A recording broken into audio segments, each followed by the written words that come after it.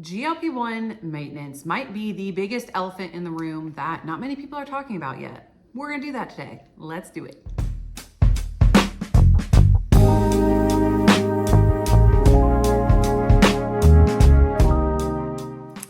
Hey everybody, welcome back to the channel for another video today. As I said, we are talking maintenance today and how that journey has looked for me so far and what the process of entering maintenance really looked like for me, as well as just providing you guys with a little bit of data about what clinical studies say about maintenance and all of that. As always, I am not a doctor or any type of healthcare professional, so please always discuss your personal health concerns with your doctor before making any informed or uninformed or any decisions, period, right? Now, I've recorded this video 3 times because I really want this to come across in the way that I wrote it out, but it keeps not doing that. So hopefully 3rd time's the charm and I will get it the right way because I have an interview in 30 minutes and your girl just keeps messing up and talking. So let's talk about maintenance, okay? Maintenance is hard any way you lose weight, okay? There's a reason why none of us have ever been able to keep our weight loss off. I interviewed Michelle yesterday, who you guys will see that probably next week. And we talked a lot about how she has, and me obviously as well, but she has gained and lost the same 100 pounds. I think she's on her 3rd time doing that now. And that really got me thinking that maybe weight loss was never the problem, right? Like we've all been able to lose weight through enough diet restriction. I mean, maybe it's not been pretty, but we've all been able to do it, right? In our life, in some way or another. We've been able to stick with it enough to lose some amount of weight for the most part, right? None of us have ever been successful at keeping that weight off after the fact. And so as I'm really into maintenance now and really trying to figure it out, I'm realizing that maybe maintenance is the whole game. Like obviously losing weight and getting healthy is so important and that's like the step 1 to getting there, but maintaining that health and maintaining that weight loss after the fact is the real struggle and the real game that maybe GLP-1s can help you with. Maybe you don't need GLP-1s to help you with. I think that it's very individualized. So we're gonna approach this first in a way from sort of what the data says, and then from what I have personally done and what my decision has been. I want you guys to leave if you are somebody who has already been on maintenance, has been maintaining your weight loss, or you're just entering it, let's chat. Tell us what your plan is. Tell us what you've done in the comment section so that we can all sort of glean information and tips and tricks from each other as a community, because that's what I love to do here. So what's the data? The data says that if you go off your medication, so we're going to talk specifically about the step 1 extension trial, which was done on Wegovy, semaglutide, Ozempic, okay? In that study, participants were followed for 68 weeks and they were on the medication for that period of time, unless obviously they were in the placebo group, okay? After that, participants were followed for 1 year following the study. On average, after the year was up, participants had regained 2/3 of the weight that they had lost during the 68-week trial, okay? This does not mean everybody regained their weight. This does not mean that everybody regained 2/3 of their weight. This is just the average amount. So some people didn't gain, some people gained more, some people gained less. But on average, 2/3 of the weight was regained, okay? Now, I 100% will say that that's not the be all end all for everybody, right? That's a baseline though. It can provide us with a pretty good baseline of what we might be able to expect to happen, okay? I'm not going to sit here and say that everybody needs to be on a GLP-1 forever. I know people in my personal life who have been able to come off of a GLP-1 and have maintained their weight loss for a substantial amount of time. I also know people who tried to go off of it and they tried for like 6 months and they couldn't and they went back on it. There's some of you that have commented that have said, I tried to go off of it and I had to go back, or I got off semaglutide, I started gaining a bunch of weight and I went back and started on tirzepatide. I've seen that comment multiple times in the comment section. So it's very individualized and I 100% understand that, but I wanted to provide what some of the data is saying, okay? Now, do we know specifics? Do we know how much those people change their lifestyle? Do we know what their emotional, mental health triggers were like, no, right? Again, a baseline, okay? There is much room for argument on that, and I'm fully admitting that, but it's a baseline of a lot of people, and it was an average, okay?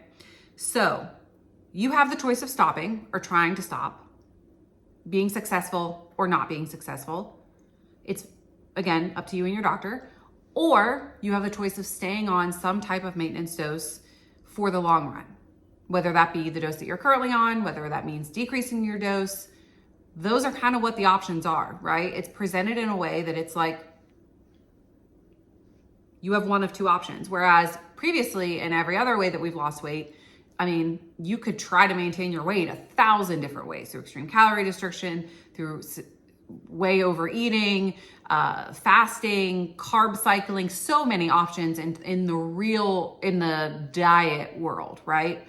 Whereas with the GLP-1 world, we have one of two options. Okay? So for me personally, I have made the decision, with the help of my provider and letting him know everything that was going on in my world, to stay on a dose of some shape or form. Now, this is where we're going to get into a little bit of a mental health spiel, okay?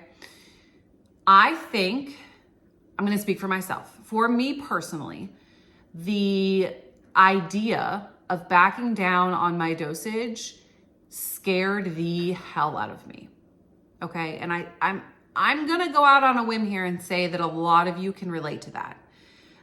It's because nothing has ever worked previously, right? And so even though I know GLP-1s work, I know I've made all of these lifestyle changes that are going to benefit me, even though I'm 100% aware of that, I'm also aware that there's this little voice in the back of my head telling me that I'm gonna fail again, telling me that I'm gonna back off the medication and I'm gonna suddenly gain 15 pounds overnight. That is a very real fear that I personally had, and I know a lot of you do too. I've talked to a lot of you, and so many of you are scared of maintenance, okay? So one of the overall goals of sharing my journey thus far with maintenance is to maybe provide a little bit of ease and comfort in that situation, but also just to be real and raw and say that I get it and I am there. I'm still kind of there. Every time I decrease my dose, I am scared to get on the scale at the end of that week, because I don't want to see a gain. And then if I do see a gain, I'm like, oh, I need to go back up.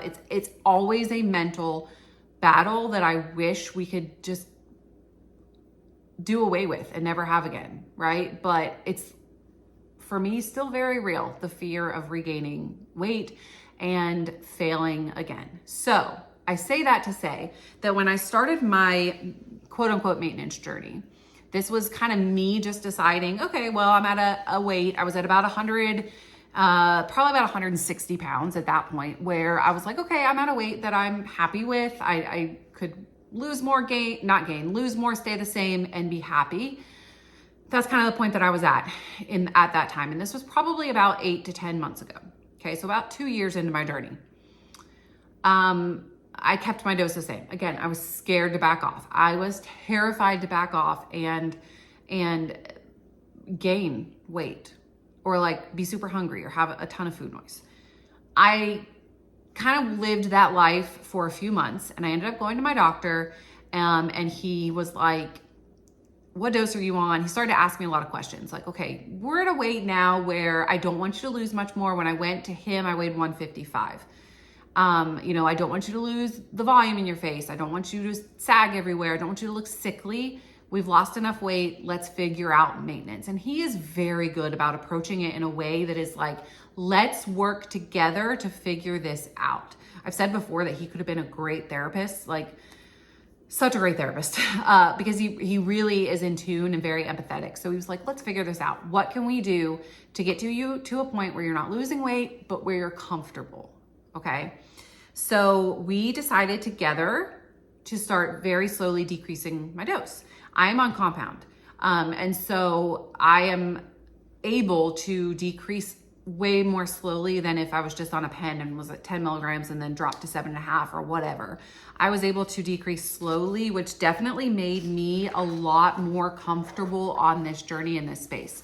I think that if he had said, okay, we're going to drop from 10 to 7.5, I would have been way more terrified to do so. But in my mind, dropping from 10 to 9 or 10 to 9.2 was a lot more comfortable for me to do it slowly. So what the plan was to very, very slowly, and I mean very slowly. So we would stay at a dose.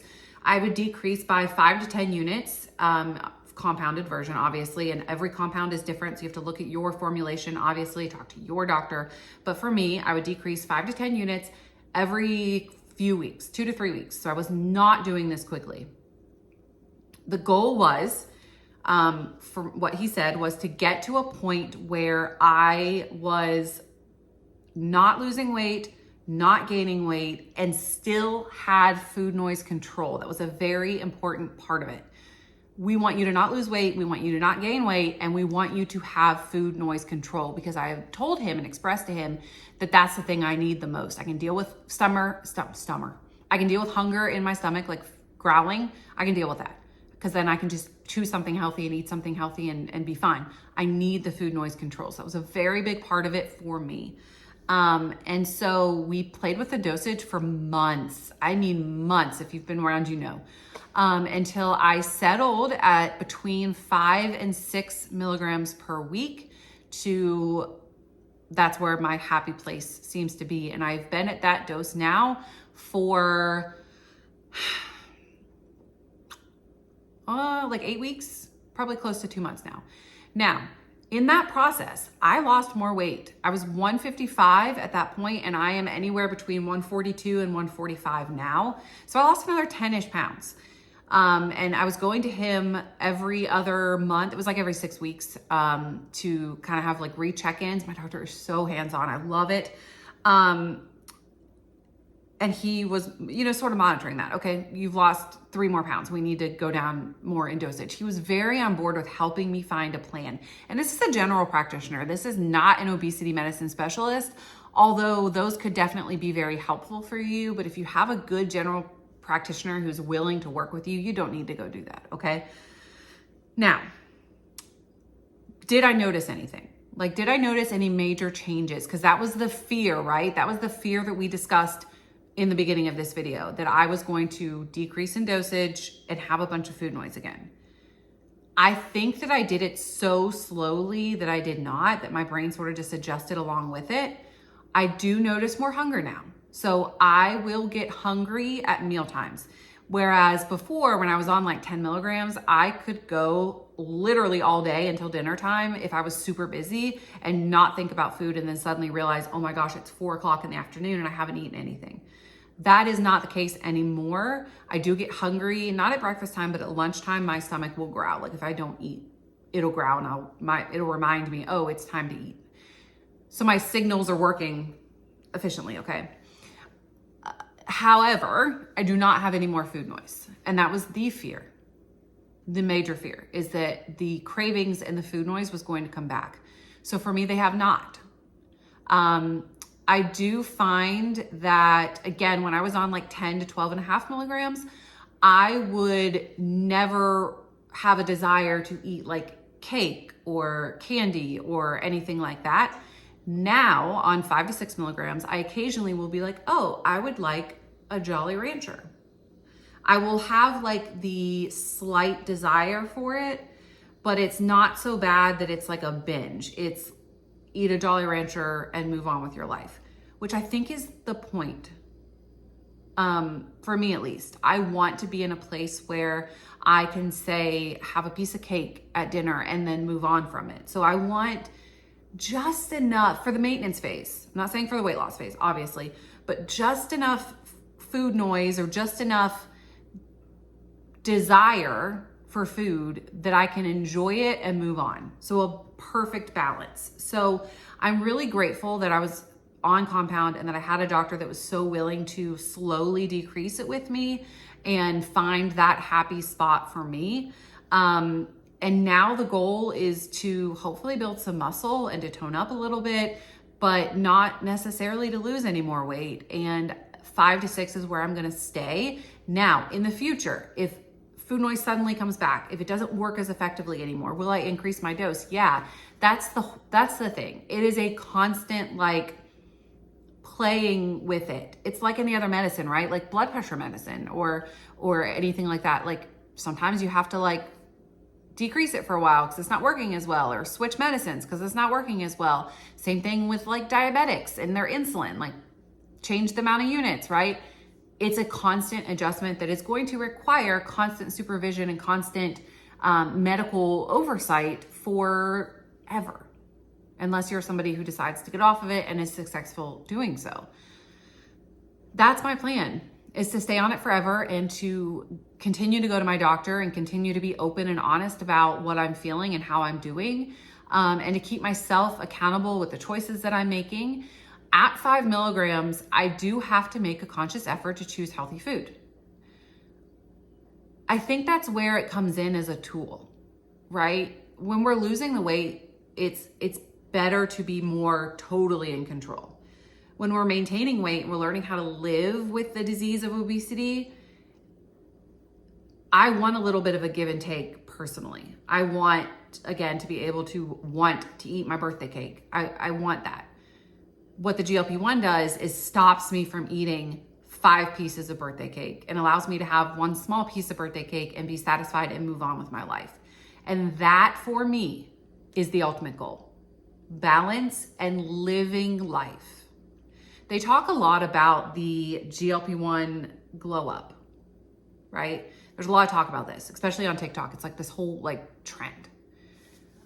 I have never seen anybody on a GLP-1 that has not had a glow up. I've never seen it. Everybody has this sort of transformation glow up that they go through.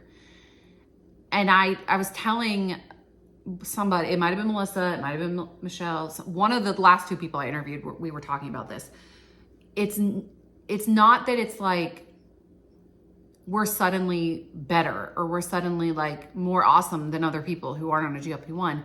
It's that we're for free and we're living. Whereas before we were obsessing and we were behind bars. Our food and our obsession over food was keeping us captive. And now we're free. And so we are flying. It's like we were little birds trapped in the nest and now we're flying. And I think that that's the whole point. The weight loss is great. The weight loss is what gets us healthy. The weight loss is obviously the point. But living in maintenance is the best part. It's pretty cool. And I can't wait for everybody else to experience it and to get there. The balance of being able to enjoy food and being able to say no to food is transformative. And on that note, I'm going to end this video. I hope that you enjoyed it. Please let me know your experience down below. I would love to hear how you are doing on maintenance or what your plan is for maintenance. Thank you guys so much for watching this video. I hope you enjoyed it and I hope it helped you. And I will see you guys in the next one. Have a great day, guys.